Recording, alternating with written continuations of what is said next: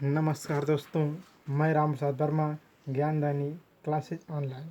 तो हम पढ़ रहे हैं क्लास 12 जीव विज्ञान, जिसमें पहला पाठ हमारा है जीवों में जनन, जिसमें अभी तक हमने देखा जीवन क्या है, जीवन काल क्या है। साथ ही साथ हमने देखा कि जो एनसीईआरटी किताब में जीव दिए गए हैं उनके जीवन काल को भी देखा। उसके बाद हमने पढ़ा था कि प्रजनन क्या है, उसके बारे में पढ़ा था और ये देखा था कि प्रत्येक जीव में प्रजनन करने का तरीका क्या होता है। अब देखिए, आज हम उसी क्रम में आगे बढ़ेंगे और पढ़ेंगे अलैंगिक जनन की और लैंगिक जनन की परिभाषा।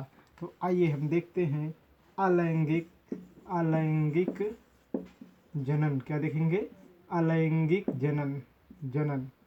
तो आइए हम समझते हैं इसकी परिभाषा और उसके बाद पढ़ेंगे हम लैंगिक जनन पढ़ेंगे।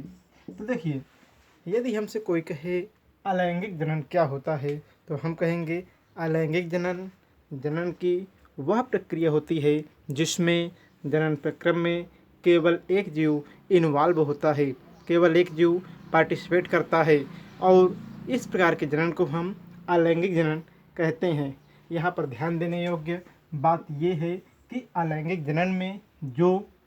जनन में जो जीव उत्पन्न होगा वह अपने पेरेंट के समान दिखाई देगा, अथवा आप ये कहिए कि अलैंगिक जनन द्वारा जो संतान उत्पन्न होती है वह अपने पेरेंट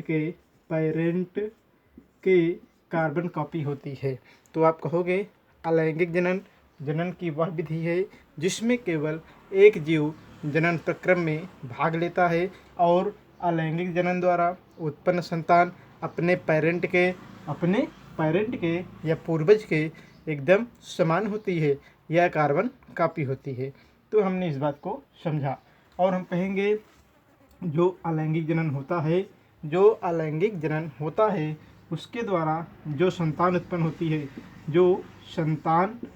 होती है उसे हम क्लोन कहते हैं। तो एक बात ध्यान देना, अलैंगिक जनन द्वारा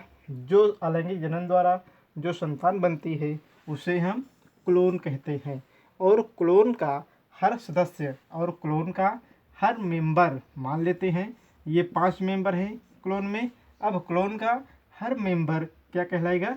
रैमेट कहलाएगा। एक बार फिर से इस बात को समझिए कि अलैंगिक जनन द्वारा उत्पन्न संतान को, अलैंगिक जनन द्वारा उत्पन्न जो संतान होगी उसे हम क्लोन कहेंगे। क्लोन के द्वारा मतलब क्लोन एक समूह होता है, एक ग्रुप होता है और क्लोन के प्रत्येक सदस्य को हम क्या कहते हैं? रैमेट कहते हैं। आइए हम इस बात को इस प्रकार समझते हैं। मान लीजिए एक जीवाणु है,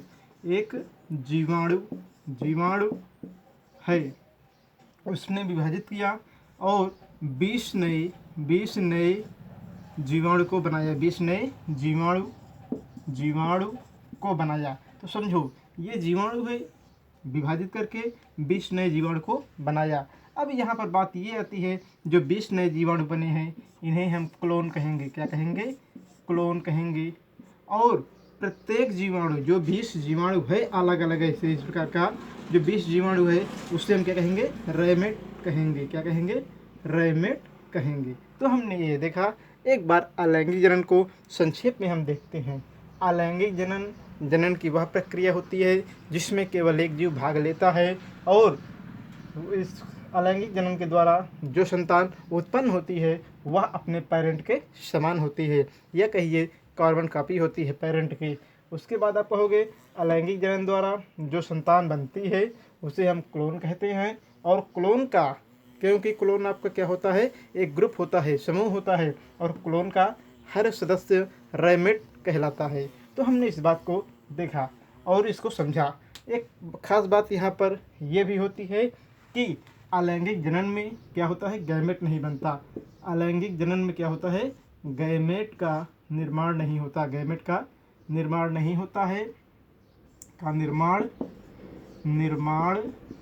नहीं होता। अलैंगिक जनन में ध्यान देना, गैमेट का निर्माण नहीं होता है।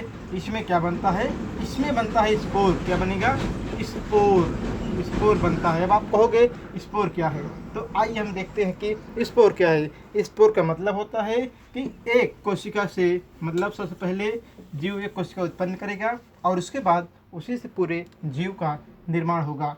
मान लेते हैं स्पोर, आइए समझते हैं। स्पोर का मतलब है पहले एक कोशिका बनेगी और इस कोशिका के द्वारा उस संपूर्ण जीव का, मतलब उस जीव का पूरी तरह से विकास होगा। तो यही क्या है, स्पोर है। तो एक बात ध्यान देना, जो अलैंगिक जनन होता है उसमें गैमेट नहीं बनता है, गैमेट का निर्माण नहीं होता और स्पोर बनता है। स्पोर का मतलब है पहले एक कोशिका उत्पन्न होगी और उस कोशिका के विभाजन के परिणाम स्वरूप उस जीव का निर्माण होगा। तो हमने यहाँ पर क्या देखा, हमने यहाँ पे देखा अलैंगिक जनन के बारे में। अलैंगिक जनन जो है वह जगत प्रोटोजोआ, शैवाल और साधारण पौधों में हमें देखने को मिलता है। अब हम आइए बात करते हैं लैंगिक जनन की।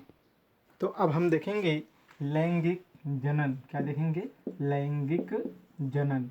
आइए हम इसे समझते हैं।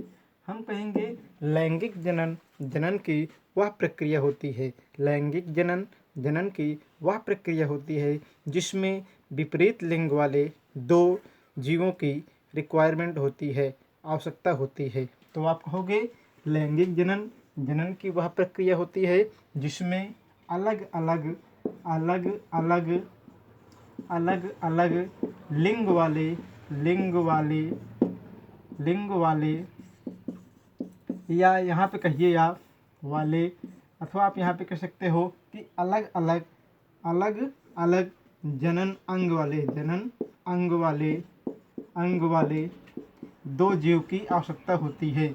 अलैंगिक जनन, जनन की वह प्रक्रिया है जिसमें अलग अलग जनन अंग वाले दो जीव की आवश्यकता होती है, रिक्वायरमेंट होती है।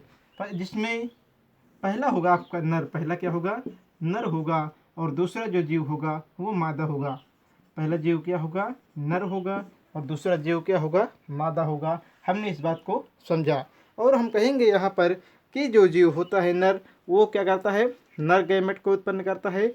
नर गैमेट को क्या करेगा, नर गैमेट गैमेट उत्पन्न करता है और जो मादा होती है वह मादा गैमेट क्या करती है, मादा गैमेट गैमेट गैमेट उत्पन्न करती है। तो हमने इस बात को भी देखा। अब क्या होगा यहाँ पर कि जो नर गैमेट है वो और जो मादा गैमेट है वो आपस पे संलयित होगा, आपस में जुड़ेगा। मान लेते हैं नर गैमेट है शुक्राणु और ये क्या है, अंडाणु। ये दोनों आके आपस में फ्यूज होंगे और फ्यूज होने के बाद एक द्विगुणित कोशिका क्या बनेगी, एक द्विगुणित कोशिका बनेगी और ये बनेगी क्या, आपकी जाइगोट होगी। जाइगोट का निर्माण यहाँ पर होता है।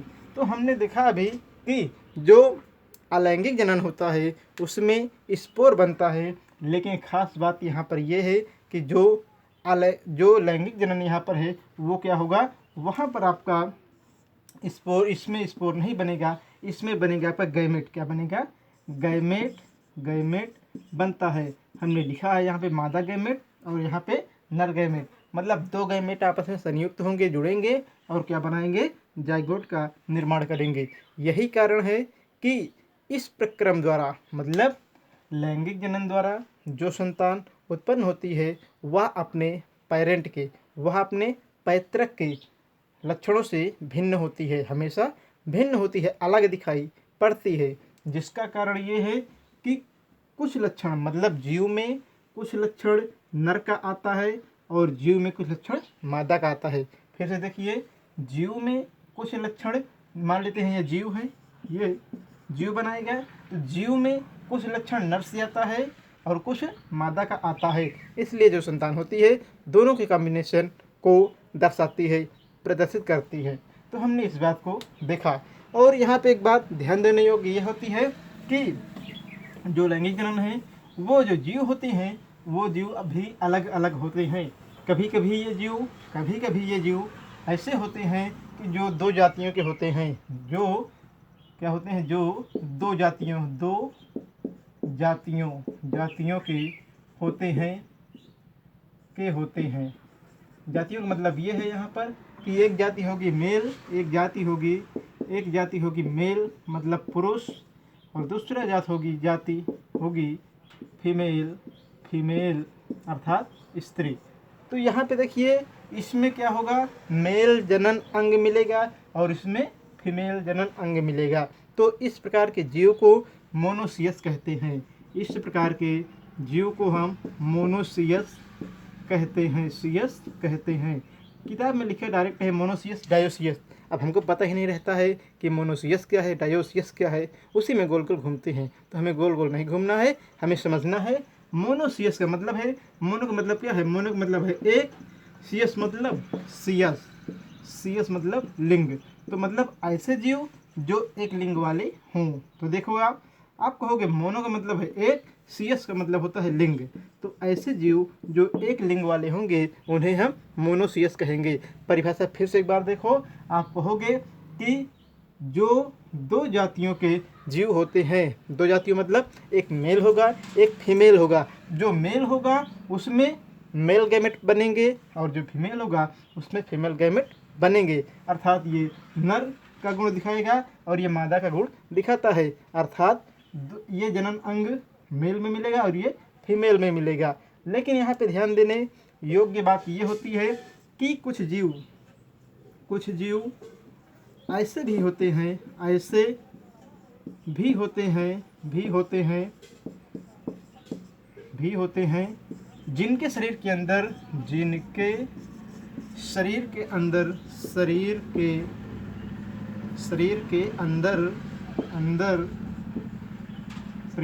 ही मेल और फीमेल गैमेट पाए जाते हैं, गैमेट पाए जाते हैं। इस प्रकार के जीव को हम क्या कहते हैं, डायोसियस कहते हैं। इस प्रकार के जीव को हम डायोसियस जीव कहते हैं। तो एक बात फिर समझिए, एक बार कुछ जीव ऐसे होते हैं जिनके शरीर के अंदर ही मेल और फीमेल गैमेट। अब आप यहाँ पे यह भी कह सकते हो कि मेल और फीमेल जनन अंग एक ही जीव के अंदर मिलते हैं या पाए जाते हैं, उन्हें हम डायोसियस कहते हैं, डायोसियस कहते हैं। डायो का अर्थ है दो, सियस मतलब लिंग। तो मतलब ये जीव ऐसे होते हैं जो दो लिंग वाले होते हैं। अब आप कहेंगे मोनोसियस का उदाहरण, तो मानव हो गया, और भी कई प्रकार के जीव आते हैं। और इसमें क्या हो गया, केचुआ। क्या हो गया, केचुआ क्या है आपका, द्विलिंगी जीव है। तो हमने देखा केचुआ। तो आपने समझा लैंगिक जनन के बारे में, जब दो जातियों के जीव होते हैं जिसमें पहला मेल होगा दूसरा फीमेल होगा। अब यहाँ पे एक जीव है मेल मतलब है मानव ही, लेकिन यहाँ पे एक जाति होगी मेल की एक फीमेल की होगी, इसलिए नाम पड़ा मोनोसियस, एक लिंग वाले। और इसमें क्या है, कुछ जीव ऐसे भी होते हैं जिनके शरीर के अंदर मेल और फीमेल अर्थात नर और मादा जनन अंग उनके शरीर के अंदर या एक ही शरीर के अंदर पाए जाते हैं, उन्हें हम डायोसियस कहते हैं। और जैसे इसका उदाहरण होगा केचुआ और इसका उदाहरण होगा मानव।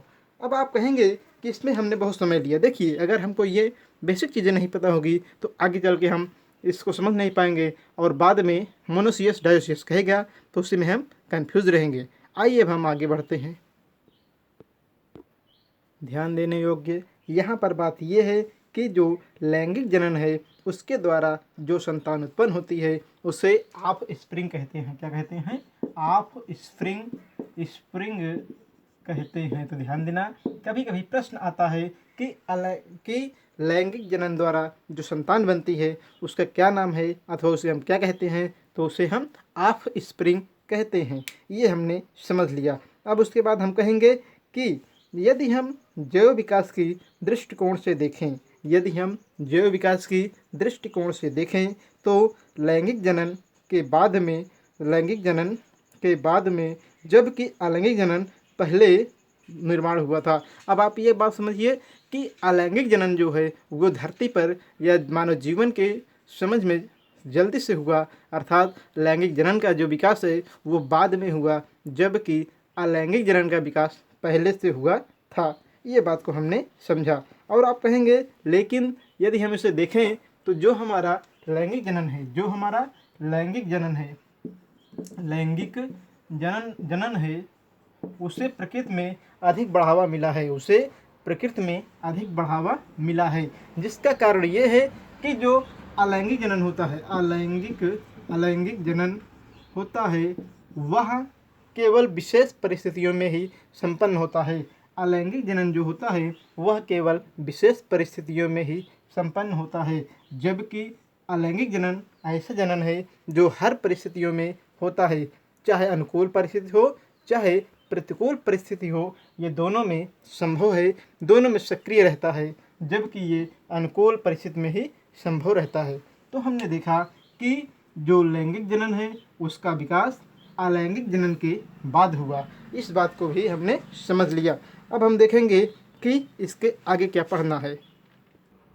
अलैंगिक जनन प्रायः एक कोशिकीय जीव एवं साधारण जीवों में अर्थात प्रोटोजोआ या मोनेरा में होता है।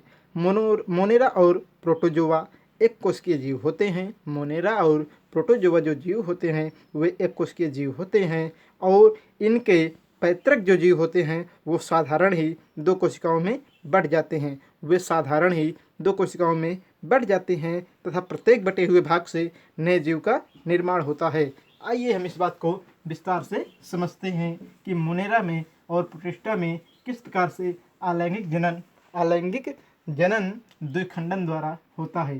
तो देखिए, जो मोनेरा और प्रोटिस्टा है, मोनेरा और प्रोटिस्टा में अलैंगिक जनन होता है, वो द्विखंडन द्वारा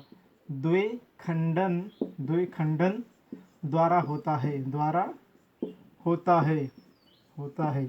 आइए हम समझते हैं कि कैसे होता है द्विखंडन द्वारा।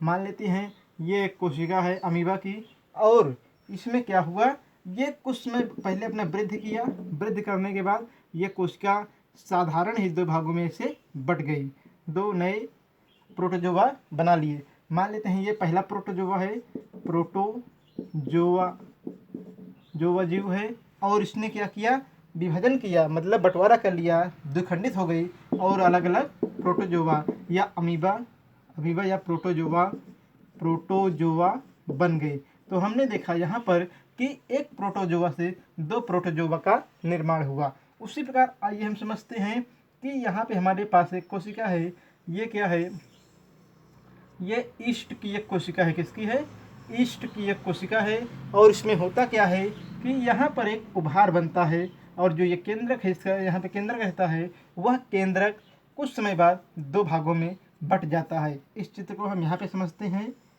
ये और इस रचना को हमने बनाया। यहाँ पे जो केंद्रक है वो दो भागों में बट गया। तो पहला चित्र ये है, पहला चित्र ए, उसके बाद चित्र नंबर ये बी हो गया। यहाँ पे ये देखा। अब देखिए अगले वाले चित्र में क्या होगा कि, और यहाँ पे जो उभार है वो उभार क्रमशः बड़ा होता रहेगा। बाद में देखिए यहाँ पे क्या होगा कि ये ऐसे बनाएगा, और ये यहाँ पे केंद्रक होगा, और ये केंद्रक यहाँ से निकल करके इसमें आ जाएगा। अब उसके बाद होगा क्या, यहाँ पे आ जाएगा, और ये एक नया ईस्ट कोशिका को निर्माण कर लेगा। तो हमने यहाँ पे देखा ये एक ईस्ट कोशिका है जिसमें ये केंद्रक है और यहाँ पे जीवद्रव्य है। बीच में यहाँ किनारे पर एक उभार बनता है जिसे बड कहते हैं। क्या कहते हैं, बड कहते हैं। और इसमें जीवद्रव्य आने लगता है और इसमें छिद्र होता है। ये केंद्रक दो भाग में बढ़ता है। यहाँ पे देखा हमने केंद्रक दो भाग में बढ़ गया है। दो में से एक केंद्रक आता है उभार में, चित्र बी में हमने देखा। और चित्र सी में क्या होता है कि ये विभाजन ऐसे करके ये कोशिका अलग हो जाती है। यहाँ पे कोशिका अलग हो गई है और एक नया ईस्ट कोशिका बनी है, ये पुरानी कोशिका बनी है। तो आप कहोगे ईस्ट कोशिका जो होती है या कुछ कवक के सदस्य ऐसे होते हैं जिसमें केंद्रक असमान विभाजन करता है और केंद्रक तथा केंद्रक द्रव्य उस उभार, मतलब वहाँ पे एक उभार बनता है और उभार में केंद्रक और केंद्रक द्रव्य चले जाते हैं। कुछ समय बाद ये उभार इस बड़ी कोशिका अथवा पुरानी कोशिका से अलग हो जाती है और क्या होता है, अलग नए जीव का निर्माण करती है। तो हमने देखा कि जो यहाँ पर मतलब हाइड्रा में अथवा कवक में जो जनन होता है उसे हम कहते हैं मुकुलन द्वारा। मुकुलन द्वारा जनन, मुकुलन। तो ध्यान देना, प्रोटोजोआ में जो जनन हुआ उसे हम द्विखंडन कहते हैं, और इसमें जो हुआ आपका ईस्ट मतलब कोशिका में या कवक में जो हुआ उसे हम मुकुलन द्वारा जनन कहते हैं। आइए हम इसको चित्र के माध्यम से समझते हैं। कवक और उसके कुछ सदस्य और साधारण पौधे में क्या होता है, अलैंगिक जनन की कुछ और विधियां होती हैं। इसके अतिरिक्त हम कह सकते हैं अलैंगिक जनन शैवालों में भी इस प्रक्रम द्वारा संपन्न होता है।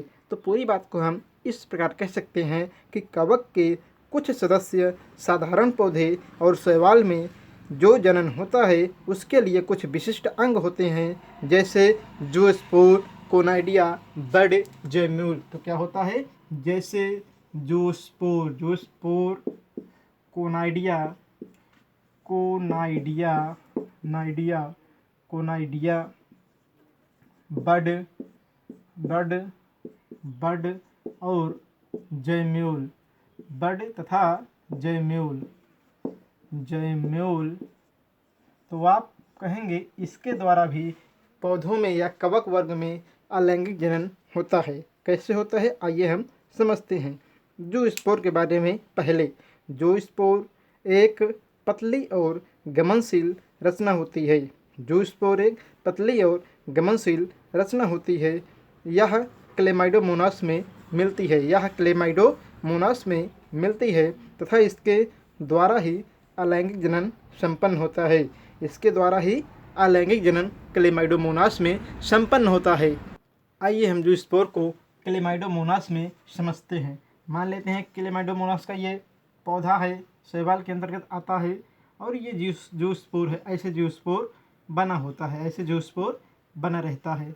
अब होता क्या है आपका कि जूस्पोर एक पतली और गमनशील क्या होती है, संरचना होती है। बाद में जब ये कोशिका फटती है, ये कोशिका फटती है तो कई सारे जूस्पोर निकल कर यहाँ से बाहर जाते हैं, और ये रचना जो है, यही रचना क्या है, जूस्पोर है। यही रचना क्या है आपकी, जूस्पोर है। तो हमने देखा कि क्लेमाइडोमोनास में जूस्पोर द्वारा क्या होता है, अलैंगिक जनन होता है। जूस्पोर एक क्या होती है, जूस्पोर एक पतली और गमनशील रचना होती है जो मेन केंद्रक से जुड़ी रहती है।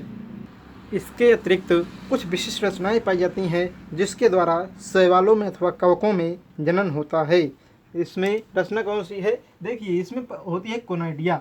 कोनाइडिया क्या है, आइए हम समझते हैं। मान लेते हैं कि यहाँ पे ये पौधा है, यह एक शैवाल है, और कुछ समय बाद इसमें से गोल गोल ये मतलब लगते हैं, आकार के छोटे छोटे आकार के दाने की तरह लगते हैं, और बाद में ये जिस प्रकार से लगते हैं और ये यहाँ से ये क्या होते हैं, अलग होने लगते हैं। ऐसे ये क्रमशः अलग होने लगते हैं, और इसे हम क्या कहते हैं, इसे कोनाइडिया कहते हैं। क्या कहते हैं, कोनाइडिया, कोनाइडिया कहते हैं। और ये बाद में यहाँ से उड़ करके या प्रकीर्णन द्वारा अलग हो जाता है, ऐसे अलग हो जाएगा, और प्रत्येक भाग से या प्रत्येक कोनाइडिया से नए पौधे का निर्माण करता है। यह जो जनन है, कोनाइडिया का जनन, ये आपको कवक और शैवाल में अधिकतर देखने को मिलता है। हाइड्रा और फंजाई में बड देखने को मिलता है, जो अभी हमने उदाहरण देखा कि केंद्रक असमान तरीके से दो भागों में बढ़ जाता है। तो ये किसमें मिलता है, ये हमको मिलता है हाइड्रा और फंजाई। फंजाई मतलब पेनिसिलियम फंजाई में हमको देखने को मिलता है, और बडों के द्वारा इसमें अलैंगिक जनन होता है। इसके अतिरिक्त स्पंज जो होते हैं, क्या होते हैं, स्पंज होते हैं। स्पंज में हमको क्या मिलता है देखने को, स्पंज में हमें जैम्यूल द्वारा या जैम्यूल देखने को मिलता है, और जैम्यूल के द्वारा ही क्या होती है, इसमें अलैंगिक जनन होता है। तो जो स्पंज होता है, साइकान होता है, उसमें हमें क्या मिलता है, उसमें एक विशेष रचना पाई जाती है अलैंगिक जनन के लिए, जिसे हम जैम्यूल कहते हैं। उसके द्वारा ही इसमें अलैंगिक जनन होता है। अब हम देखेंगे साधारण पौधों में अलैंगिक जनन। देखिए अब हम यहाँ पे क्या पढ़ेंगे, साधारण पौधों में अलैंगिक जनन। हम जानते हैं कि पौधे जो होते हैं वे अलैंगिक जनन करते हैं, लेकिन सब पौधे नहीं, जो साधारण निम्न कोटि के पौधे होते हैं। अब देखेंगे इसमें कि पौधे का वह भाग जो वर्धी जनन में भाग लेता है, पौधे का वह भाग जो वर्धी जनन में भाग लेता है, उसे हम वेजिटेटिव प्रोपेगुल कहते हैं। वेजिटेटिव टेटिव प्रोपेग्यूल प्रोपेग्यूल कहते हैं, ग्यूल कहते हैं। तो एक बात ध्यान देना, आप कहोगे पौधे का वह विशेष अंग, पौधे का वह विशिष्ट अंग जो वर्धी प्रजनन में भाग लेता है, उसे हम क्या कहते हैं? उससे हम कहते हैं वेजिटेटिव प्रोपेग्यूल। अर्थात ये पौधे के ऐसे अंग होते हैं जो पौधे की पीढ़ी को लगातार प्रोपेगेट कर रहे हैं, अर्थात पौधे की पीढ़ी को लगातार आगे बढ़ा रहे हैं, प्रोपेगेट कर रहे हैं। इसीलिए इनका नाम क्या है? इनका नाम है वेजिटेटिव प्रोपेग्यूल। और एक बात ध्यान देना, जो साधारण पौधे होते हैं वह क्या करते हैं? वर्धी प्रजनन को दर्शाते हैं, वर्धी प्रजनन को दर्शाते हैं। हमने देखा कि पौधे के विभाग जो वेजिटेटिव या जो वर्धी प्रजनन करते हैं उन्हें हम वेजिटेटिव प्रोपेग्यूल कहते हैं। इस बात को समझा यहाँ पर। आइए हम इसके उदाहरण को देखते हैं। और इसका मतलब होता है, जैसे हम यहाँ पे देखें, रनर, राइजोम, शकर, वल्व, ट्यूबर, ऑफसेट आदि। तो हमने क्या कहा? पहला है आपका रनर, शकर, वल्व, ऑफसेट, राइजोम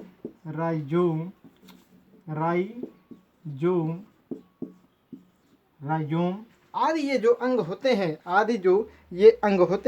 वे क्या करते हैं? वे पौधे में किसको दिखाते हैं? अलैंगिक जनन को प्रदर्शित करते हैं। तो आइए हम देखते हैं पौधे में अलैंगिक जनन कैसे होता है जो निम्न कोटि के पौधे हैं। तो पहले हम समझते हैं ट्यूबर के द्वारा, जिसमें उदाहरण है आलू, आलू है। तो देखिए इसका मतलब क्या है। यहाँ पर देखिए, आलू जो होती है उसमें आँखें, ऐसे आँख पाई जाती है। यदि हम इस आलू को काट के, मतलब दो भाग में काट दें और कटे हुए भाग को हम ज़मीन में लगा दें, तो प्रत्येक भाग से नया आलू का पौधा बन जाता है। और इसके द्वारा इसमें क्या होता है? वर्धी प्रजनन होता है। हमने इसे देखा। और ये जो आँख दिखाई दे रही है आलू में, इसे जो यहाँ पे जो आँख दिखाई दे रही है आलू में, इसे हम क्या कहते हैं? बड कहते हैं। और बड के द्वारा ही आलू के पौधे में नए आलू का मतलब विकास होता है। इस बात को हमने समझा यहाँ पर। उसी प्रकार अदरक में भी बड दिखाई पड़ती है तथा कुछ जड़ें निकली रहती हैं, जिसे क्या कहते हैं? राइजोम कहते हैं। हम देखते हैं अदरक के बारे में। मान लीजिए अदरक है, अदरक में ऐसे कुछ जड़ें निकली रहती हैं किनारों से, जिससे हम क्या कहते हैं? राइजोम कहते हैं। तो अदरक में क्या होता है कि यहाँ पे बड दिखाई पड़ता है और उसके किनारे से जो एरिया यहाँ पे होती है, कुछ जड़ें निकली रहती हैं, जिसे हम राइजोम कहते हैं। हमने आलू में और अदरक में अलैंगिक जनन को देखा। अब हम देखेंगे कि जो एवेग होता है, एवेग में जो फूला हुआ भाग दिखाई पड़ता है उसे वल्ब कहते हैं। जो एवेग होता है, क्या होता है? एवेग, उसमें जो फूला हुआ भाग है, कैसा है?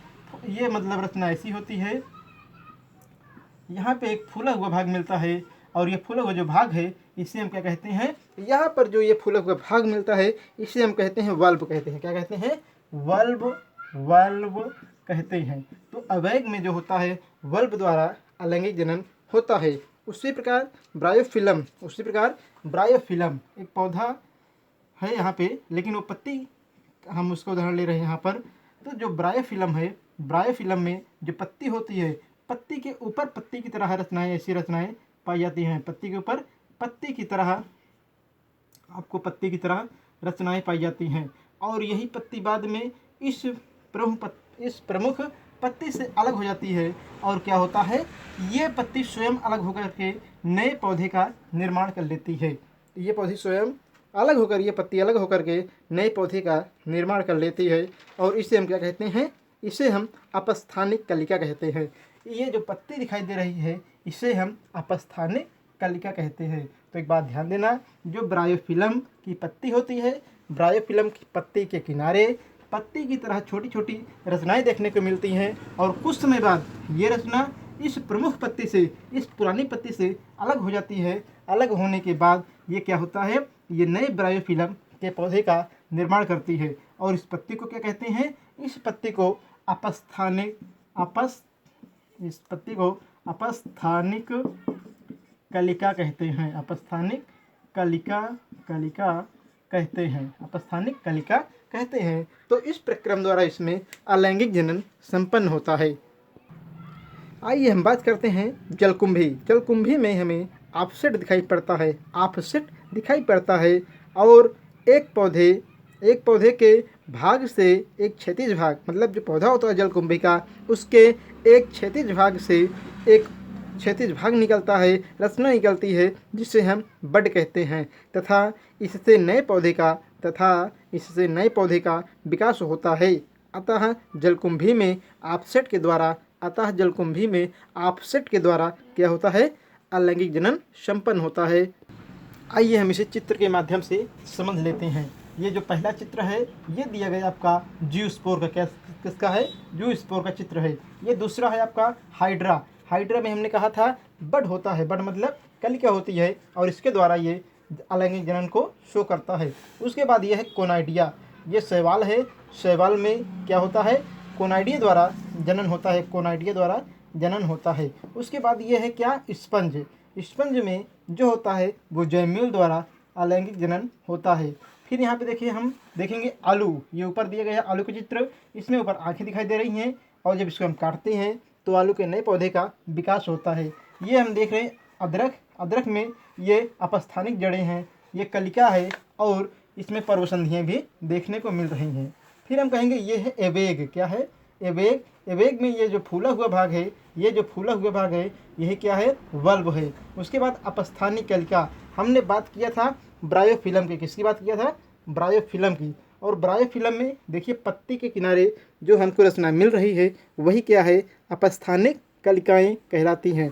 लास्ट में हम देख रहे हैं भूअस्तारिका अर्थात जलकुंभी। लास्ट में हम क्या देख रहे हैं? भूअस्तारिका अर्थात जलकुंभी। जलकुंभी में क्या होता है कि जलकुंभी में यहाँ पे देखिए एक क्षैतिज और ऊपर की ओर उठा हुआ भाग है, जिसे हम क्या कहते हैं? ऑफसेट कहते हैं। और उसके नीचे से जड़ें निकली रहती हैं। अर्थात ऑफसेट के द्वारा जलकुंभी में अलैंगिक जनन संपन्न होता है। तो हमने इस बात को यहाँ पे समझा। आइए हम आज की कहानी हम यहीं पर समाप्त करते हैं। इसके अगले भाग में देखेंगे जो सबसे महत्वपूर्ण तथ्य है वह है आपका बंगाल का आतंक। तो आप लोग के मन में समस्या होगी और आप कह रहे होंगे बंगाल का आतंक क्या है? तो बंगाल का आतंक अगले दिन हम पढ़ेंगे और उसे हम विस्तार पूर्वक पढ़ेंगे। तो आज यहीं तक। नमस्कार दोस्तों। जय हिंद, जय भारत।